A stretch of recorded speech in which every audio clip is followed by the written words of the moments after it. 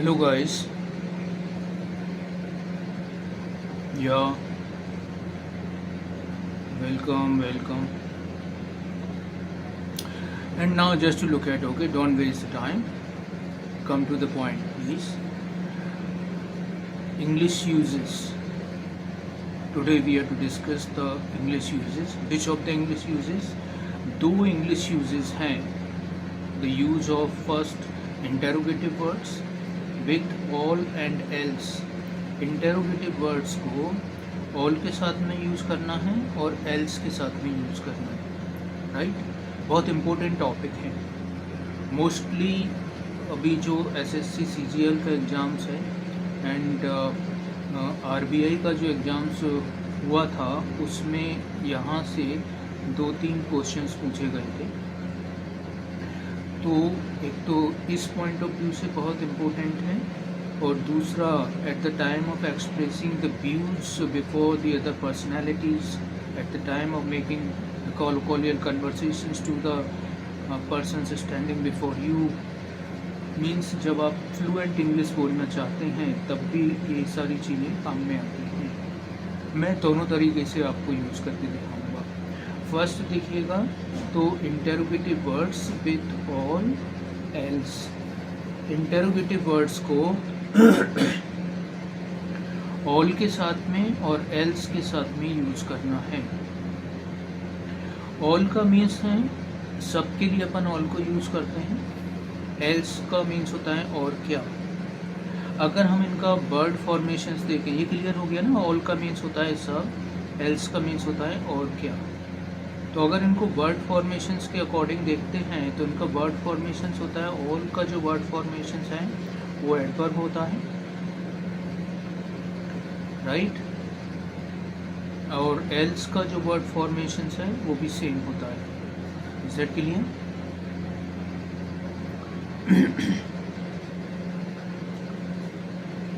अगर इन दोनों को यूज़ किया जाता है, अब इसमें इम्पोर्टेंट चीज़ क्या है कि अगर इन दोनों में से किसी को भी इंटेरोगेटिव वर्ड्स के साथ में यूज़ करें तो इनका मीनिंग चेंज हो जाता है. ये इम्पोर्टेंट चीज़ है. तो इंटेरोगेटिव वर्ड्स कौन से हैं? ये सारे इंटेरोगेटिव वर्ड्स हैं. वो आप सभी जानते हैं definitely. Already all the students are let out about the interrogative words. The first is the who, what, when, where, why, how many, how much, whom, whose, etc. मैंने 10 लिखे हैं इसमें, जहाँ से मोस्टली क्वेश्चंस पूछे जा सकते हैं. Is that clear? इनका मीनिंग भी मोस्टली स्टूडेंट्स आप लोग जानते हैं. इनका यूज़ किस तरीके से करना है. टॉपिक क्लियर हो गया ना. टॉपिक हम सबसे पहले कॉन्सेप्ट क्लियर होना चाहिए कि हम किस चीज़ पर डिस्कस कर रहे हैं. हम डिस्कस कर रहे हैं, we are discussing about the 2 things. First, interrogative words. These are the interrogative words and these interrogative words we are to use with all and else according to the word formations. What is all and what is else दोनों ही adverb के word formations में use किए जाते हैं. Set clear? लेकिन meaning change हो जाते हैं.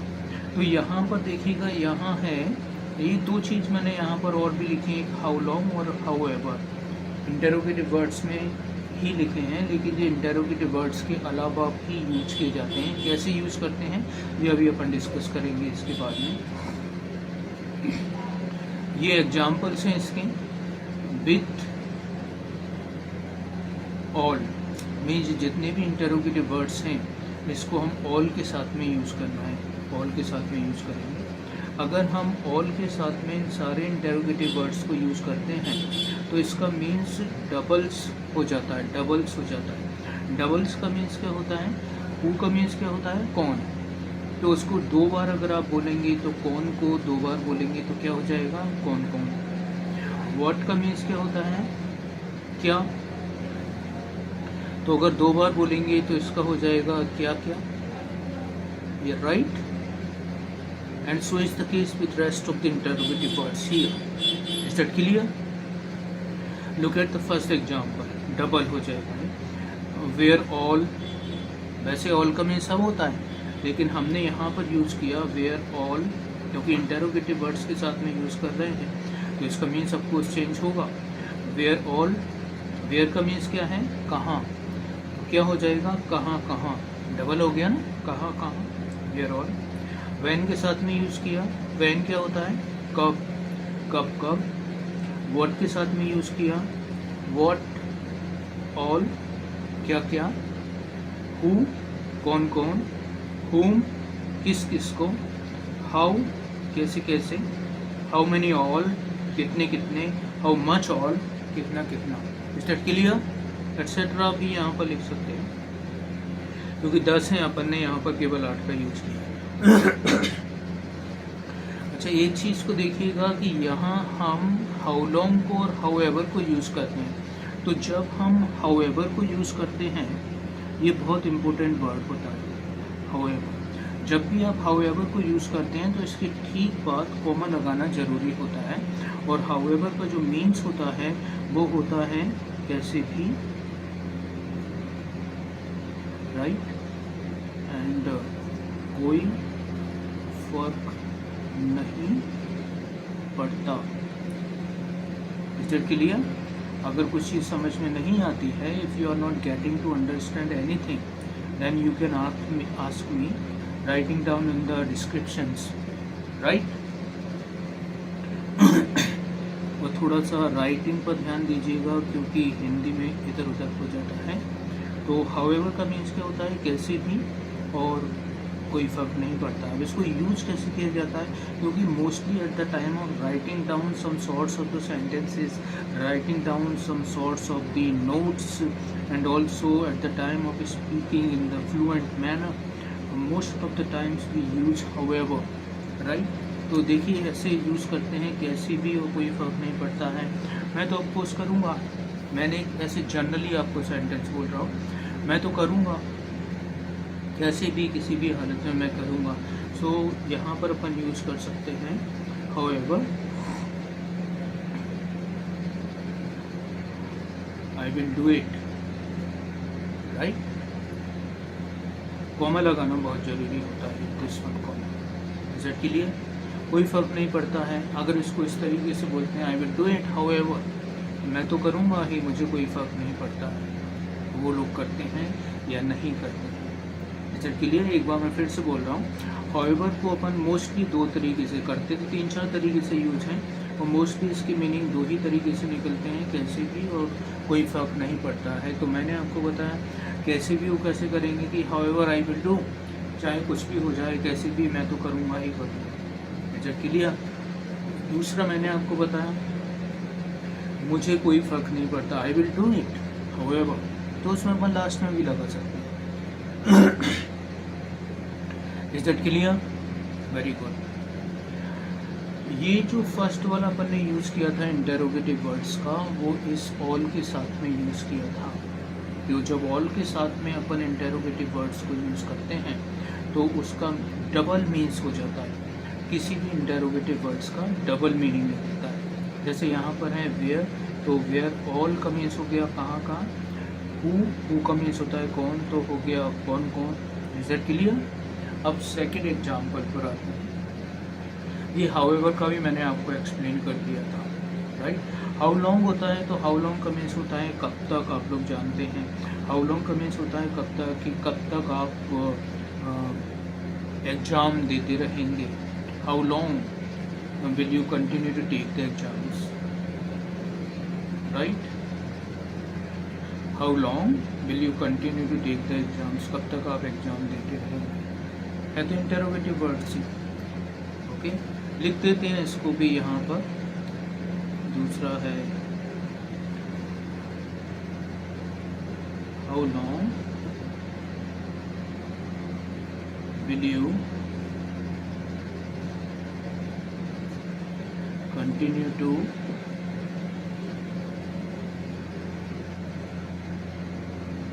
Take the exam, right. ये कब तक के सेंस में आता है। हाउ लॉन्ग मीन्स, हाउएवर का तो ये लिखा ही है मीनिंग। हाउ लॉन्ग का मीन्स होता है कब तक। ओके, तो ये सारे इंटेरोगेटिव वर्ड्स को हमने यूज़ किया ऑल के साथ में। अब सेकंड है कि एल्स के साथ में किस तरीके से यूज़ करें। तो वर्ड फॉर्मेशन तो एल्स का भी एडवर्ब भी होता है, और जब हम एल्स के साथ में इंटेरोगेटिव वर्ड्स का यूज़ करते हैं तो इस तरीके से उसको यूज़ किया जाता है। We just look at here.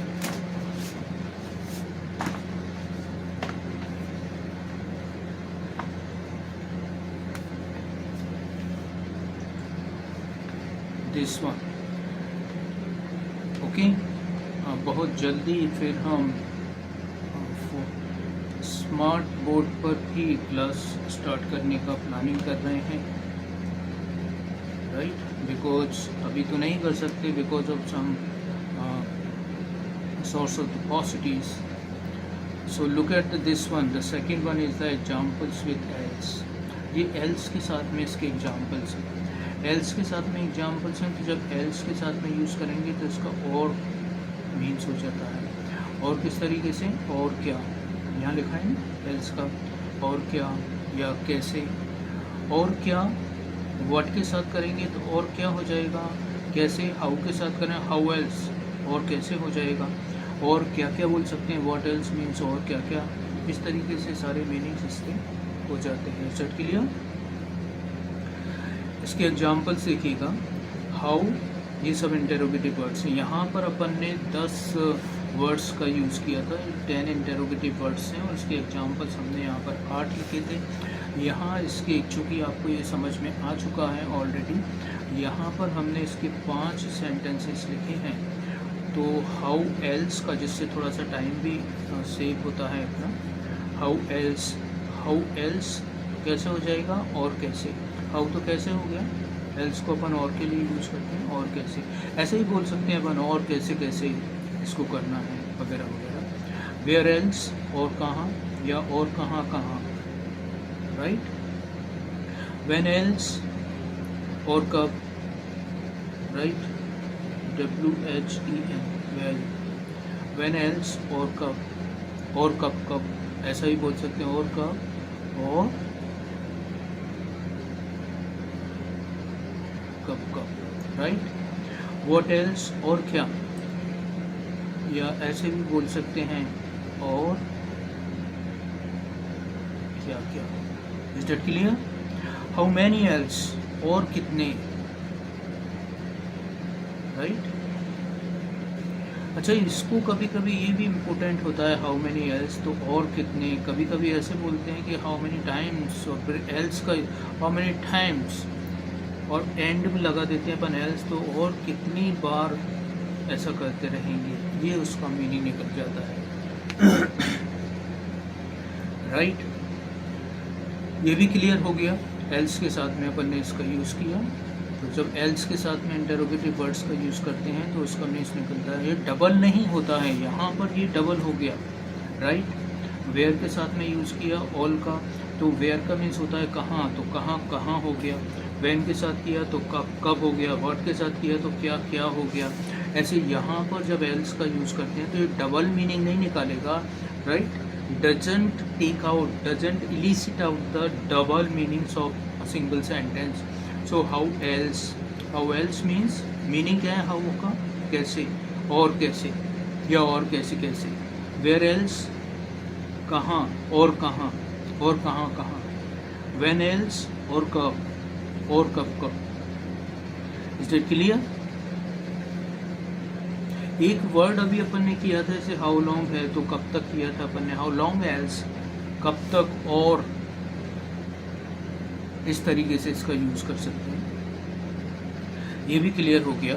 Now just look at the next one is can be used in both the manner. ये बहुत इंपॉर्टेंट है, right, it's important. Can be used in both the manners. ये जो दो चीज़ें हैं, कौन सी दो चीज़ें हैं, एक तो ऑल है और एक एल्स है। एक ऑल है और एक एल्स है, तो इन दोनों के लिए अपन ने बोथ का यूज़ किया है। Can be used in both the manners, first for the fluent English and for the labelled examination. Labelled examinations competitive examinations मतलब जो एक अच्छे स्टैंडर्ड के एग्जाम्स होते हैं, उसमें मोस्टली ये क्वेश्चंस पूछे जाते हैं। तो किस तरीके से यूज़ करना है, फर्स्ट मैंने बोला है फॉर द कॉम्पिटिटिव एग्जामिनेशन, इसको थोड़ा सा ध्यान से समझें, ये बहुत इम्पोर्टेंट है फॉर द कॉम्पिटिटिव एग्जामिनेशन। तो कॉम्पिटिटिव एग्जामिनेशंस में एक तो सेंटेंस कॉम्प्लीशन एंड फिलअप्स के फॉर्म में दो तरीके से इसको पूछा जाता है एग्जाम्स में। एक तो सेंटेंस कंप्लीशंस के डायरेक्शंस में पूछा जाता है, एक फिलअप्स के डायरेक्शंस में पूछा जाता है। सेंटेंस कंप्लीशंस के डायरेक्शंस में कैसे पूछा जाता है, जैसे most of the students must have checked out the examinations papers like SSC CGL, which is also going to be conducted in the month of next or next to next month in the year of 2025, means this year. So some sorts of the questions are going to be asked or are definitely to be asked in the CGL labels or CPU label, that questions is given, and according to the directions blank place is given or the underline is given. We have to find out any of the words, or if there is no one words which match the underline or the blank spaces, it means the answer is the no improvement, means कुछ no improvements के questions exams में पूछे जाते हैं। Is that clear? Mostly इसमें CGL और CPU में पूछे जाते हैं। एंड RBI का जो एग्ज़ाम्स होता है उसमें फिलअप्स में कुछ क्वेश्चंस इनसे पूछे गए हैं, तो उन दोनों के पैटर्न्स हम यहाँ पर डिस्कस कर रहे हैं। एक तो सेंटेंस कंप्लीशंस के फॉर्म में और एक फिलअप्स के फॉर्म में। सेंटेंस कंप्लीशंस का फॉर्म्स है और दिस इज़ अ फिलअप्स के फॉर्म्स में है। तो फर्स्ट है जो एग्ज़ाम्स है, ये एग्ज़ाम फर्स्ट एग्जाम्पल्स है। ये जो दिया हुआ है ना, ये यहाँ पर ब्लैंक प्लेस दिया है, मतलब ये फिलअप्स के फॉर्म में दिया गया है। सेंटेंस क्या है, exam centres were set up in Delhi. Exam centres were set up in Delhi. अब कौन सा एग्जाम्स है, so for any of the examinations means exam centres were set up in Delhi by the competent authorities of the examinations, right? But I didn't know, लेकिन मुझे पता नहीं था कि जो एग्ज़ाम सेंटर्स है ना वो सेटअप किए गए दिल्ली में। बट आई डेंट नो, मुझे आइडिया नहीं था। इसमें फिलअप्स में फिल करना है, ये 4 ऑप्शंस दिए गए हैं। वेयर, आई डेंट नो, मुझे नहीं पता था कहाँ। सेकेंड है व्हेन ऑल, थर्ड है वेयर ऑल, और फोर्थ है वेयर एल्स। राइट, ये सेम क्वेश्चंस एग्जाम्स में पूछा गया। तो फर्स्ट है इसमें, लेकिन मुझे पता नहीं था कि दिल्ली में कहाँ सेंटर्स हैं, तो वेयर तो नहीं आ सकता है। व्हेन ऑल का मीन्स होता है, ये भी क्लियर नहीं है। व्हेन ऑल का मीन्स होता है, अच्छा वेयर किस लिए नहीं आ सकता है, क्योंकि एग्जाम सेंटर्स के बारे में बातचीत कर रहा है। Centres indicates towards to be plural, okay, and where indicates towards only one of the place, not one of the places, right? So where नहीं हो सकता है। अगर इसमें कुछ लगा होता all या else, तो मीनिंग के अकॉर्डिंग हम उसमें से दोनों में से we can choose either, is it clear? तो ये तो गया। इसके बाद है when all का मीन्स देखिए यहाँ पर क्या है, when all कब, तो कब तो मीनिंगफुली यहाँ पर फिल नहीं किया जा सकता है।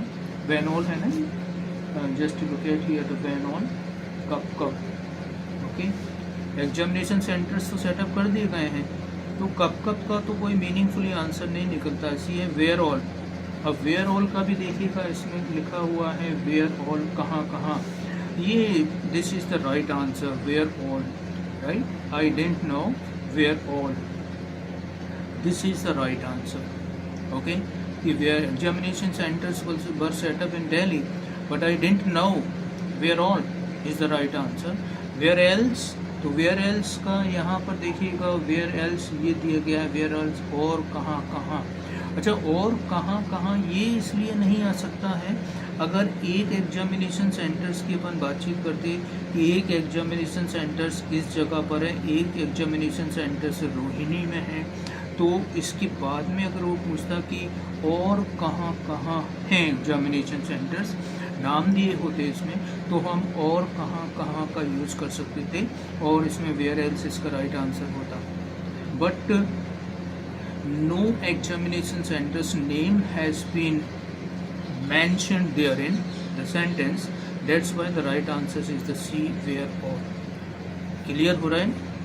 अगर यह नाम होता कि एक रोहिणी में है, एक इस जगह पर है, तो उसमें ये वाला आंसर देखते, फिर बाकी के सेंटर्स और कहाँ कहाँ पर हैं।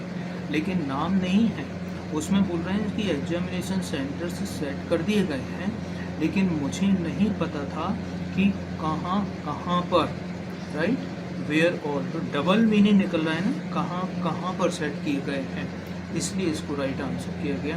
And the where most important exams patterns sentence, okay, इसको देखिएगा, मैं बोल रहा हूँ कि ये एग्जाम्स में आपके आया था, सेम ऑप्शंस थे।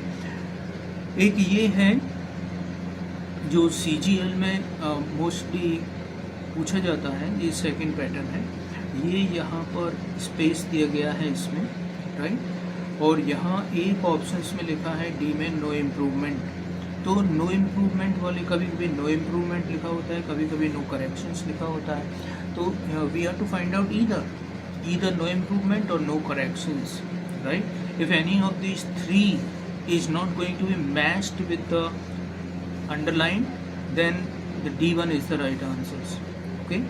me everything, जो समझदार बच्चे थे उन्होंने वो मुझे अच्छी तरीके से आंसर देते हैं। Now should I ask them,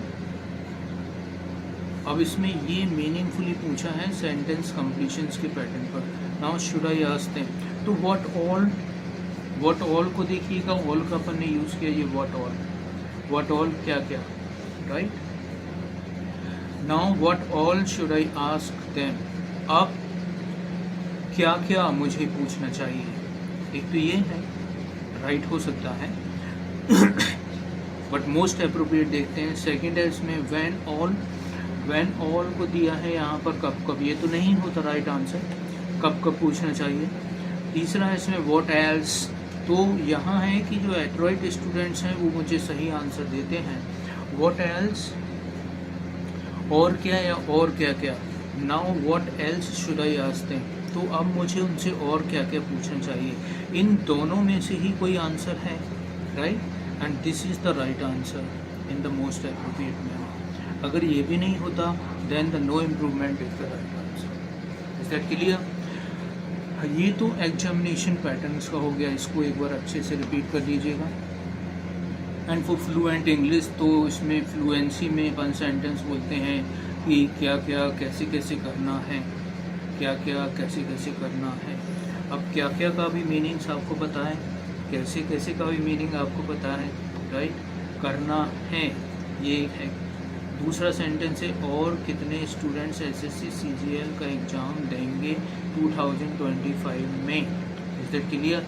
तो ये अभी तो हम इसको क्लियर कर देते हैं, क्या क्या कैसे कैसे, क्या क्या के लिए क्या बोलेंगे, व्हाट ऑल, कैसे कैसे, हाउ ऑल। तो व्हाट अगर ये दो आते हैं, व्हाट एंड हाउ, ऑल करना है, have to do. Is it clear? What and how all have to do. Second है, ये अभी इतना लेक्चर से अभी समझने में थोड़ा सा टाइम लग सकता है आप लोगों को, लेकिन नेक्स्ट टाइम से ये सेंटेंस छोड़ दिए जाएंगे जो आपको करके आंसर्स देने होंगे। सेकेंड है और कितने स्टूडेंट्स SSC CGL का एग्ज़ाम देंगे तो 2025 में, और कितने के लिए क्या यूज़ करें,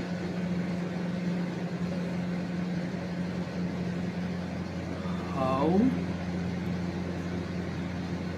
मैनी, कितने तो नहीं आया है, how many else.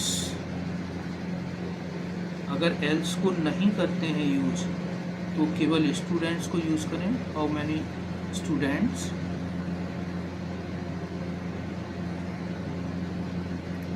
will take the SSC CGL exam in 2025, right. तो ये यूज़ किया, एक बार देखिएगा, इंटेरोगेटिव वर्ड्स को अपन ने यूज़ किया है, किसके साथ यूज़ किया है, ऑल के साथ यूज़ किया है, एल्स के साथ यूज़ किया है। ऑल के साथ यूज़ करते हैं तो मीनिंग डबल हो जाता है, एल्स के साथ में यूज़ करते हैं तो और के साथ में कैसे लग जाता है, और के साथ उसके इंटेरोगेटिव वर्ड्स के मीनिंग के अकॉर्डिंग उसको यूज़ करते हैं। ये मैंने आपको बताया था, बहुत इंपॉर्टेंट है, जो एग्ज़ाम पैटर्न्स पर एग्जाम्स में पूछे जाते हैं। ये फ्लुएंसी पैटर्न्स पर कुछ सेंटेंसेस हैं, राइट। तो आज के लिए इतना स्टूडेंट्स काफ़ी है, okay, and see you at the time of taking the next lectures in the most important way. थोड़ा एक तो इसको रिवाइज करते रहिएगा, एक अपना अच्छा सा नोटबुक को मेंटेन करें, क्योंकि इनमें से बहुत सारी चीज़ रिपीट्स होते रहेंगे, okay, and see you next time, good day, right. तो अभी बीच में डिस्टर्ब हो गया था टाइम की लिमिट के according. So look at this one, एक बार फिर से यहीं से रिपीट करते हैं जो एग्जामिनेशन पैटर्न्स में क्वेश्चंस पूछे जाते हैं।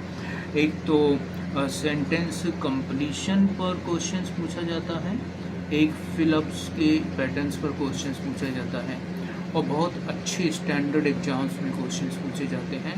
तो फर्स्ट है इसमें, exam centres were set up in Delhi but I didn't know, इसका राइट आंसर था वेयर ऑल, ये अपन ने कंप्लीट कर लिया था। दूसरा था यहाँ पर Android students respond me everything, जो इंटेलिजेंट स्टूडेंट्स हैं, respond me everything, Android students respond me everything. Android means